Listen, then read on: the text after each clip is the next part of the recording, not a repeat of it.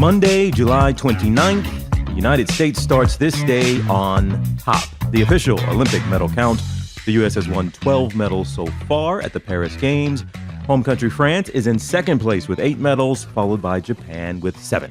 Welcome to another edition of Tea from Paris. It's a special edition of Amy and TJ, and in this episode, Simone shines and she limps. The U.S. men's basketball team makes a statement, and U.S. women's soccer makes an even bigger one. Plus, Christians get an apology from Olympics organizers. Aussie women get a side of sexism with their gold medals, and another heartbreaking meltdown in gymnastics. Robes, watching this, we're going to get into this here at the bottom of this episode, but it's just another sign what this Olympics, what this shows, what this means on day 1 and 2. Just absolute heartbreak in gymnastics. We talk so much about Brody Malone for the U.S. men, but we saw some, just watching it on the women's side, an absolute meltdown, and just the Olympics can be just crushing. Yes, sometimes. And it's just one mistake, and that one mistake can be the difference between a medal and complete failure for so many of these athletes who put everything on the line. And the margins are so narrow, the level of expertise is so high that one small, tiny mistake can be the end of a dream, and then it can lead to some mental problems that create bigger issues for the team, right? It's like one mistake, and then it leads to so many more, unfortunately. But back-to-back days, we saw spirals. Like, really, a mistake was made in a matter of, at inches. It's not the end of your Olympics. You might lose a point or two, not even a full point, but a fractions of a point. But that mistake gets in people's heads, and we see world-class, the best in the world, just spiral. And I think that's been heartbreaking to see people that we know are better than they're showing. Yeah, and for them especially. And you can see it on their face, and it's hard to watch. It's hard to watch. And then on the flip side, you see those people who nail it, who just get it right, who are in the right mental headspace, and they win. And so it's just, you see the extreme highs and the extreme lows, but you can't stop watching. So we'll get into that. And also, I talked about the medal count at the top, and I always found it over the years. I found it somewhat, I don't know if silly, but it's hard to keep up or quantify. Can a country actually win the Olympics? If we come out and the U.S. has more medals than anybody, which usually is the case, frankly, we got more athletes than anybody. Did the U.S. then win the Olympics? No. Okay. But you can still take some pride in that. It's funny. I was actually reading up. I didn't realize this. I guess it makes sense. You talk about home court advantage. Whoever is hosting the Olympics sees a medal bump based on, wherever the Olympics are. So France is actually saying that they want to triple their number of golds from Tokyo. That's a pretty big goal, but that does happen. So the host country maybe by default wins in a sense that they do better than they ever have before. That's my answer to your question. But that's the other thing. Some people take it as whoever wins the most gold medals should be the winning team. So it's right now the U.S. is ahead in overall medals, but I think in second or third when it comes to gold medals. We're killing it in silver medals. Killing it. So can we say we won? That's just a weird thing. And I'm still adjusting to, we did this with World Cup and Euro Cup. We watched so much soccer, of course, international soccer. But in the Olympics, do we now supposed to say the U.S. are? Right? It's difficult if you ever watch international sports, and soccer in particular. They refer to the teams in the plural. Right? Yes. So here we would say the Los Angeles Lakers are boarding their flight. But if you just say the team, Los Angeles is boarding their flight. Right. The U.S. is boarding. Okay, yes. But in international, it's are. So the Los Angeles are boarding their flight. The USA are headed to the arena. You pointed this out to me. It's so hard to do for us. I don't know that I noticed it until you pointed it out. And then once you pointed it out, it was glaring. I couldn't stop hearing like Sweden are pushing the field. Like what? Yes. It is not are, but yes. You've noticed that in the Olympics as well. I guess we've been watching some soccer. You have to retrain your brain as a broadcaster. But should we be doing that for the Olympics? No, we're from the U.S. We don't. I'm not going to attempt that. It's not. I have too many other problems. Just getting my words straight in my head. I'm not going to then try to change up a verb tense. No, thank you. And we're watching live. Once again, we're recording as we're watching the events live. Of course, NBC has a setup where you're seeing some stuff in prime time, but that stuff happened many, many hours earlier. But they do have Peacock, and you can watch everything live. So we've been up watching Oh, yes. once again. We've been 4 at o'clock TV all morning and and it's day wonderful. long. It's what fun. It is. It's wonderful. I was seeing some archery this morning. Got some volleyball going. Synchronized diving. We saw a medal awarded Yeah. in synchronized diving. We're not going to give you results here before they air in prime time, but we did watch that as well. And now we got skateboarding on, which we have now jumped on board and are really enjoying because we saw the women. It's yesterday. fun. It's fun because what they attempt is so insane. And then, they all know how to fall well. So no one's getting injured, but it's fun to see the highs and the lows. Is it not? It's to see what they attempt. I think Yeah. Crazy. gymnastics is the one. Of course, the big women's final is later on Monday. But gymnastics is the one I'm so fascinated by because everything I see the athletes do, I can't do one thing that they do. I can watch golf. I can watch basketball. I can make a free throw. Steph Curry might make a higher percentage than I do, but I know how to do that. I can make a putt. Yes, that professional might be better at right? I can see things that athletes do, and I can do it, and they're just the best at it. There is nothing a male gymnast did when we watched the other day that I can do a single move, like on the rings. Not one thing they do can I at all do. It's crazy because I spent 6 years as a competitive gymnast, nowhere near the level of any of these ladies. But I was a gym rat, 40 hours a week. You'd see the men and the women, and still I could do basic rudimentary things. And I know how hard that was. Like just to be able to do a back walkover on the beam took me years. Just to be able to do basic moves took so much hard work. So when I see the level of skill, when you see someone like Simone Biles, it is like, I can't even get my head around how she can train her brain to train her body to do what it does in the seconds with the force and power and precision she does it with. It is remarkable. And you've been laughing because we'll hear the commentators who know a lot more than either one of us about these skills. We'll see someone nail a routine and they'll say, yeah, but that's just kind of basic. So they're not going to get a big score because yes, they did it well, but they didn't attempt hard enough feats. And when you see someone like Simone and Team USA, the level at which they're competing is like none other. The things they attempt are literally death-defying. Yeah, they've made that point a few times. Some of the commentators that you actually are putting life and limb, but they make it look so easy, and they bounce back, and it just doesn't look as dangerous as it is to a spectator, and we're just in awe. So hats off to them. But yes, we'll start there with Simone Biles. They made their much anticipated. Well, the team did, but she in particular, Rose made a much anticipated return to the Olympics after what we saw in Tokyo. So we were all a little nervous, a little anxious to see how she would do, and she did what we're used to seeing Simone do. You know what's crazy though? Having watched her in Tokyo, and you could see her face, you could see her body language, you could see you were stressed for her watching her. This time around, even though she had a calf strain or a slight calf injury, I saw her face. You could see her mood, her energy. It was different. She was focused. She was ready mentally. And that was what was so cool. And then she killed it. She killed it. The highest score on vault, the highest score on beam, the highest score on floor. She qualified for all three of those, obviously, plus the all-around. And she was, I believe, just under qualifying for bars as well. And it's just remarkable to see what she does. So she will be moving on, and she will once again get a chance to go for the title of all-around Olympic champion. Suni Lee is the other American who will be able to compete for that. Jordan Childs came in the overall, I believe, fourth overall. So now that means she should have been good enough. That means, folks, at the Olympics right now, the Americans have the top three scores, or excuse me, 3 out of the top 4 scores in all of the women who are at the Olympics. But because of the rules, they can only take 2 into that's tough. All around. That's got to be sucks. So tough if you're Jordan Childs. Rules are rules, and we get that. But when you know you're that good, and if she had if she had performed for any other country, she would be 100% competing for the all-around medal. So, and you did see other young women from the United States who had ties to other countries and were able to compete under the Philippines. We saw some compete for Colombia, one compete for Colombia. So they found other ways because they wouldn't have had a chance because the U.S. women are so good.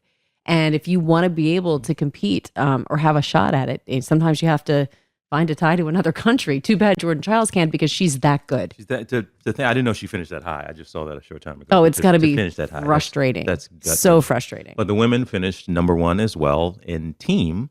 So they will, and you have to help me here, Robes. I'm not sure when the women's team final. I believe that all around is Tuesday. So we just have it tomorrow. It's fantastic. Oh, it's coming. Okay. Yeah, I'm so excited. The men are today. The women, that's fantastic to see. So we'll all have an eye on that. Also, much anticipated, the U.S. men's basketball team playing its first game of these Olympics, playing Serbia. Robes, we were talking about this yesterday. You said, Serbia shouldn't be a problem for the U.S. men. What's the big deal, TJ? Why are you putting it on the big TV? It's the U.S. men. And I said, really did say that. No. And my response was, hey, they got Nikola Jokic on the team, NBA MVP, 3-time NBA champion as well. He plays for Serbia, so don't sleep on Serbia. We got to watch this game. And sure enough, it turned out to be a blowout. KD and LeBron did their thing. They're the most experienced Olympics on this team at 23 and 21 points. Of course, this is stacked with NBA players. The team is so good that you know who didn't even get off the bench, didn't even get into the game a single time in this game? Jason Tatum, the all-NBA first-team player, the all-star, the guy who you just watched in the NBA Finals have a breakout playoffs, really, and win the title for the Boston Celtics. He didn't even get off the bench. You know what? And it's pretty cool. I was reading up a little bit more because I'm not as well-versed on these players as you are, but he just agreed, as many of you know, to the richest contract in NBA history. And he was on the bench. So the U.S. coach there, Steve Kerr, I loved what he said about Tatum. He said he had a conversation with him about what the plan was for him to not play, essentially. And he was very professional, he said, about being on the bench. He handled it well and will be ready for the next one. That's really cool to hear because that, if you got a lot of big egos and rightfully so, deservedly so. So to sit on the bench on the first game of the Olympics, that has to be a little tough. And he handled it well, and that's great to hear. They talk about this with Olympians oftentimes, certainly the big stars. You go, it's about country. It's not even about team, that particular team. You're representing your country on a larger scale. So this isn't about my ego. Jason Tatum's fine. He know he can play. He know he can outplay many of the guys. Still, that's tough. But still, it's tough. But we will see him plenty. But for Steve Kerr to have that embarrassment of riches that you can't even get Jason Tatum in the game. Now, the guys are going to play again on Wednesday against South Sudan, who, of course, they barely beat in an exhibition just a week or so ago before there's a tune-up to the Olympics. So South Sudan, if you hadn't heard about them, we'll be talking about them here plenty. They've made quite the impression. All right. And God, we had so much fun watching soccer. Again, I feel like we've watched more soccer in the last month than I can remember, but U.S. women's soccer team, they played their second match. And if you had any doubts about them, well, they were buried. I don't think anyone did, but playing against Germany, and that is a formidable team, and they slayed 4-1. It was remarkable to watch, and it was an exciting game. You say, it's a blowout, but it actually was a really fun game to watch. Because they were fun to watch, to see them go off the way they did. And they're ranked 5th right now, which everybody else in the world would love to be ranked 5th. But the U.S. hasn't dropped that low in 20-something years to 5th. Have been 1 and 2 for long, long stretches. So people think they were falling off. But Emma Hayes is the new coach they brought in. She's only been in there a few months. This was her signature win so far, to beat a team, 4th-ranked Germany. The way she beat them, they beat them, and the way they looked is very exciting. I'm excited because I'm remembering just last week when we talked to Brianna Scurry, of course, who was the goalkeeper for the famous 99ers. But she said she went to go watch the team right before they left for Paris just a few weeks ago, and she predicted that they were going to do really, really well because there weren't these high expectations given their ranking versus previous teams. But it's so good to see them. It seems like they're gelling so well. Just their pass game, they are operating the way you want to see a gold medal team operate. And having fun. They look like, it helps when the ball's going in the back of the net, but they were having an absolute good time. They're going to play again their next match on Wednesday, but they've already secured a spot into the next round because of the 2 wins they've already had. But obviously we'll be watching closely. Robes, any Olympics, it's always going to be some apologies somewhere. You got this many countries involved. There's going to be some diplomatic mess. Yep. But you got this many eyeballs, and somebody's going to catch something. And some folks feel like they caught something that has now the Olympic organizers, at least the opening ceremony organizers, apologizing. They issued another apology, you remember, after announcing South Korea by the wrong name during the opening ceremony. Yes, North Korea versus South Korea. Big difference. Yeah, I mean, Big difference. Of all names to mix up. But this time they're apologizing for some imagery during part of the opening ceremony. And Robes, this is one of the most exciting parts of the opening ceremony, I thought. But a lot of folks, you remember that part? They were on this bridge. And there was kind of a fashion show, a drag show that was taking place. Music was going. It was definitely a drag fashion show. A drag fashion show. And as somebody was dressed as a Greek god and singing and dancing. All right, if you remember that scene, that's the one that has people upset. That's right. So some folks, religious folks, are upset that they believe that scene depicted one of the most important images in Christianity, the Last Supper, Jesus with his disciples. So a very somber, important, iconic scene for Christians, and they felt like that was made a mockery of, basically, by having this drag show that ended in what looked like the Last Supper. And so the spokesperson for the Paris Olympics came out and said, and I'm going to quote here, "Clearly there was never an intention to show disrespect to any religious group. We believe this ambition was achieved. If people have taken any offense, we are really sorry." Those are fun apologies, Rose, because we've seen these over the years. Yes. There's a difference between I apologize for what I did and I'm sorry you feel the way you feel about what I did.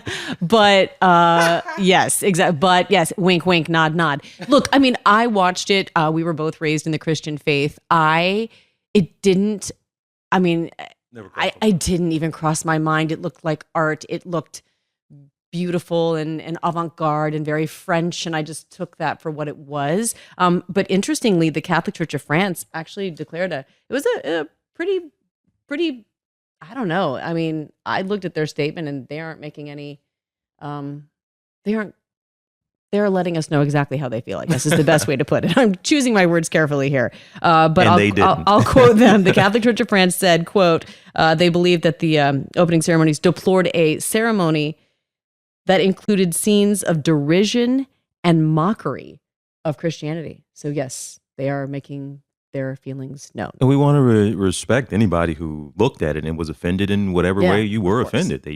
I have no qualms with anybody who took issue.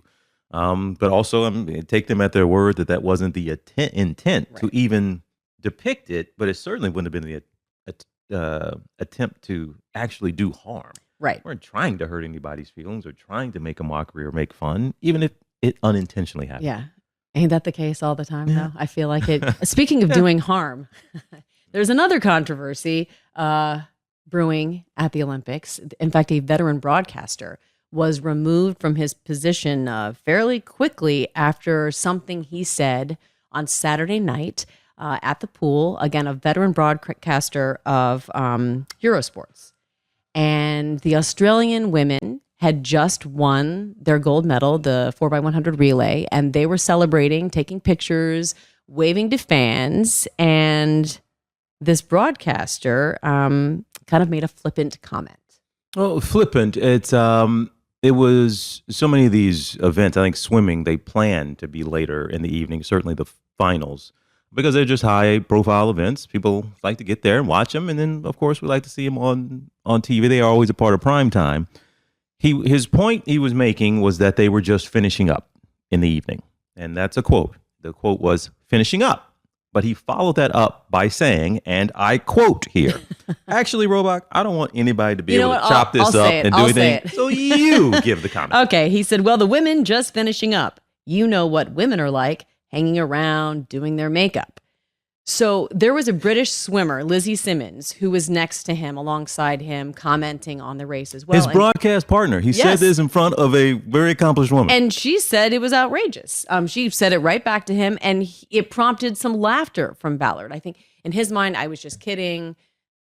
We can all take a joke here, but that was not a shared sentiment by folks, because that clip was taken, as we've seen this happen with many different controversies. That clip was shared throughout social media. There became an uproar, a backlash that rose to the level in which Eurosport removed Bob Ballard. This is a guy who's been doing this since the 1980s, I believe, focusing mainly his commentating on water events, water polo, swimming, diving, all of that. So we have not heard a response from Ballard yet, nor have we heard anything from Lizzie Simmons as well. But we'll see if that is to come, and we will certainly share that with you. But I have right. He's removed from the Olympics broadcasting. He wasn't fired Correct. from a job yet. I mean, is this still right?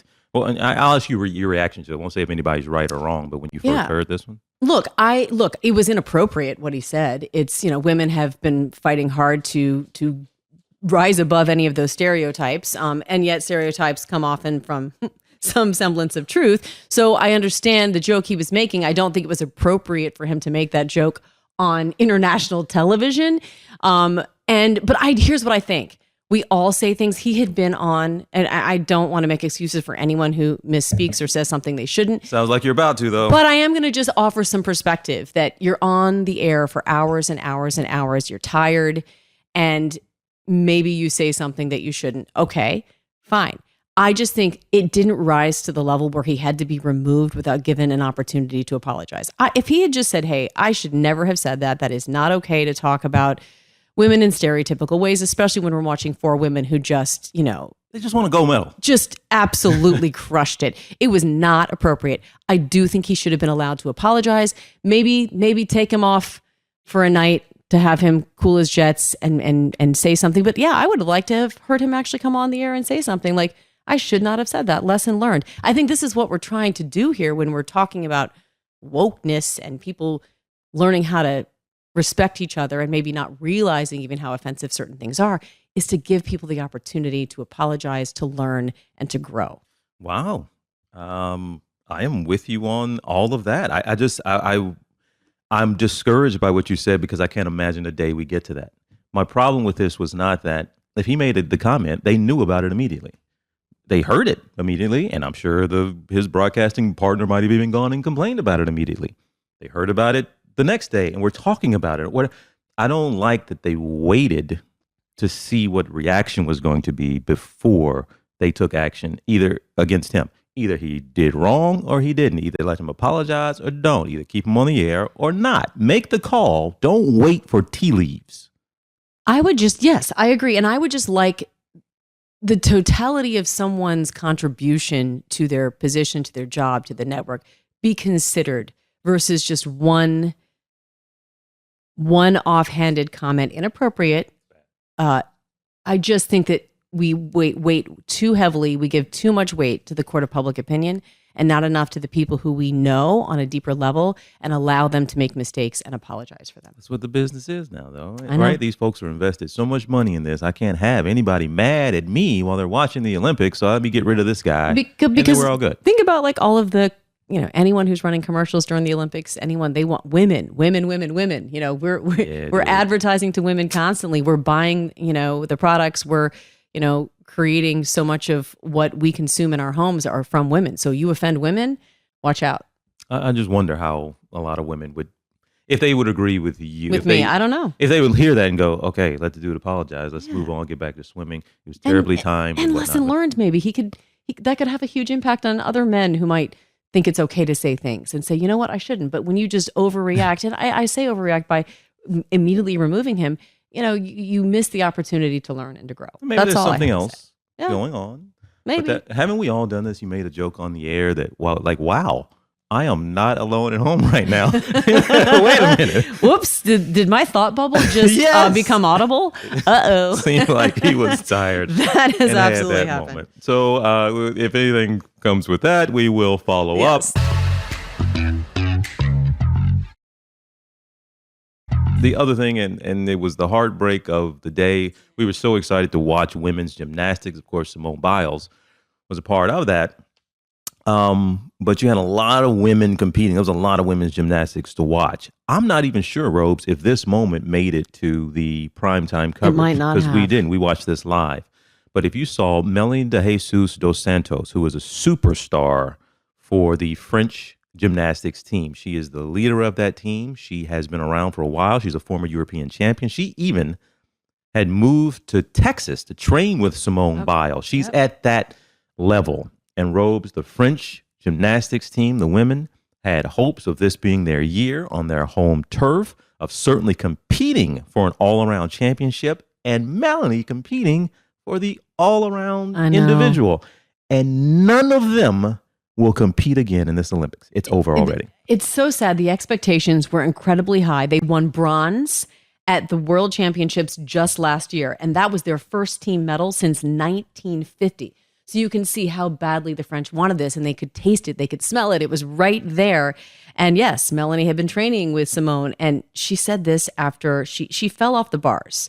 And then it just went downhill from there. She had major wobbles on her beam. Just nothing was as good as it had been in practice and in competitions past. And then it seemed like it was contagious for the entire team. Nobody did their best. And let's be clear here, Robes. These folks didn't have like off days, were off a few points, or had a little stumble on a landing. These were major, jaw-dropping, how is this happening type of issues. And I read a quote from Melanie. She you could just see it on her face. You watched it the whole time. She just knew what was happening in slow motion almost. But she said, I feel like everything I did in the last 2 to 3 years did not work out today. I feel like I've worked for nothing the past years. And that is just heartbreaking. She finished 11th, and she would have had to have finished 8th to have made it to the final all-around competition. So yes, none of those girls will be able to, that was their last and final competition for the Olympics, because none of them qualified for any of the individual competitions, and they didn't make it to the team finals. And it really was devastating. At one point, I think even the crowd knew it was happening, and they saw her face and they just started cheering her name, and you saw like it was they felt her pain and were trying to almost give her a collective hug from the stands. It was devastating. They were, I think, and you make that point again, that on day one of competition for women's gymnastics, the French, every single French gymnast, female gymnast, is done. Yeah. The whole team didn't qualify, and out of 5 girls on the team, not a single one qualified for an apparatus. That is, for a team in its home country that had all these it was devastating to watch. And we talked about the most painful moments. And it was painful, but Melanie yesterday, she was crying in between competitions, by the way. It wasn't like we waited to the end and then she just let it all out. I didn't make it. She was crying like the whole time we were crying for this girl. I know. But the moment when she's fully in tears and the whole crowd is yelling Melanie, man, if you didn't have tears in your eyes watching that, then you are not human. And she made a heart with her hands and put it up in the crowd with tears in her eyes. But to hear them chanting her name, knowing good and hell well what was going on, that was gutting to watch. Yeah. Yesterday. There's so many, this sounds so cheesy, I know, but this is one of the reasons why I think we all love the Olympics is you just see so many of life's moments, played out in extremes on the screen in front of the world, but you see these athletes and what they put into it, and whether they get gold or they go home empty-handed, they have to somehow power through and make sense of it. And it's just a euphemism for life. You just see all the ups and downs and how these people rise up to the level sometimes and crash and burn in others. But it's a universal feeling. We all know what it's like in life. We don't know what it's like in that sports arena, but certainly I think that's why we all feel it on such a just a primal level. It hurts because she said that quote was devastating. But an NBA player, season ends in June, NBA finals, right? Happen in June. In 4 months, season starts again. If you lose in game 7 at the buzzer, you get motivated because you got 4 months. Season's going to start again. These folks have 4 years of working for that moment, and it's over in a flash. And some of them age out because, especially gymnastics. I mean, she's 24. Simone Biles is 27, and that's remarkable. I mean, she's considered an old woman in the sports, and yet she's at the top of her game. So I love how she's proving people wrong in terms of like you have to be a 16-year-old to be able to do what they do. But still, when you're 24, You believe Melanie? She said this is going to be her last Olympics. Emotionally, right now, I mean, maybe she'll settle down in a couple of weeks and months, and even a year.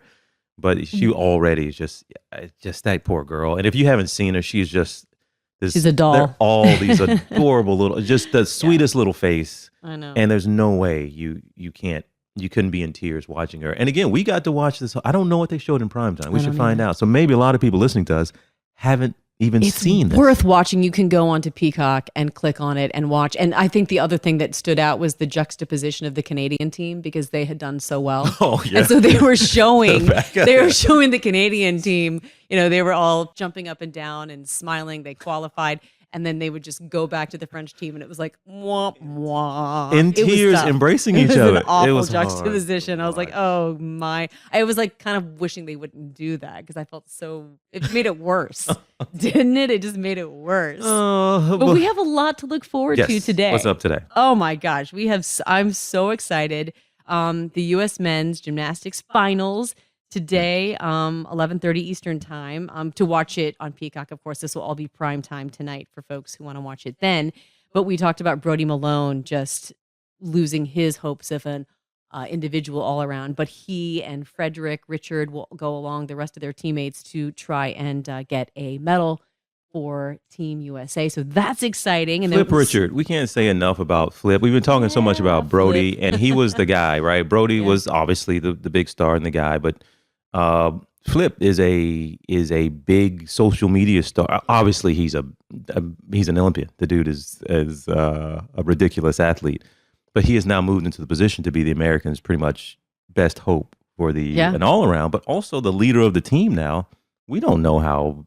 What does Brody have left? This is it. This is his last competition. Like, where are they going to put him? Like, what's he going to compete on? Did he qualify for anything? Well, for the finals, they all compete on all of the for the team. The five. So he is still in there, but Flip has now taken the position of he's the one that seems to be stable now. Well, he'll be going for the individual all around, and that will be exciting for him. But yeah, they're all in it together for this. So this is their team uniting and all doing their very best for the all around, the team medal. So this is a big deal. It's cool to see Flip now in a position, even as a part of the team, to after Brody's kind of fell off, that he seems like the leader of the team. 20 years old. He seems like that guy, and to see a black dude, just to see him representing in that way and doing something that we don't know, we're not accustomed to seeing a black man at the top of this sport on this stage. It is very cool. Yeah, Spike Lee, a big fan of his. He's in the audience every time. I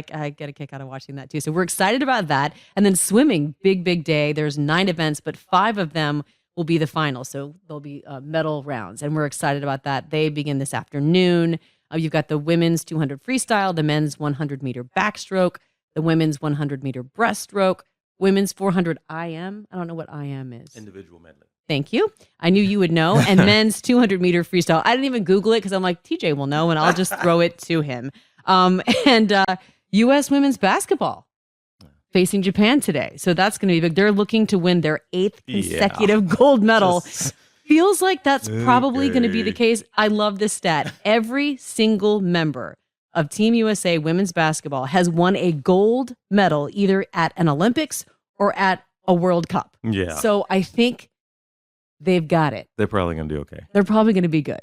Isn't that great for them to be in a position where you're just expected to win gold? I don't know. Maybe that's a little bit of a mind game. But they've earned it is the thing. Yeah, they know they're Who good. was it? Kelsey Plum on night 1 of, yes, I meant to put this in one of our previous podcasts.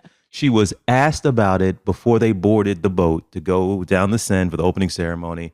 Said, what do you think about all the history and what the women have on the line and the streak and all the gold medals in the past? She said, all that doesn't matter. I'm just staying in the moment. Oh my God. Perfect answer. She said, nothing matters. I am in this moment right here, this ceremony, this interview. I'm right here in the moment. I loved that answer. See, so many lessons to be learned. Oh, yeah. Watching our athletes here. And we're going to continue to do it each and every day. Keep checking us out every day here during the Olympics. You'll get all the tea from Perry. Until tomorrow. We're not married to that name, I should say again. Every time. Every time.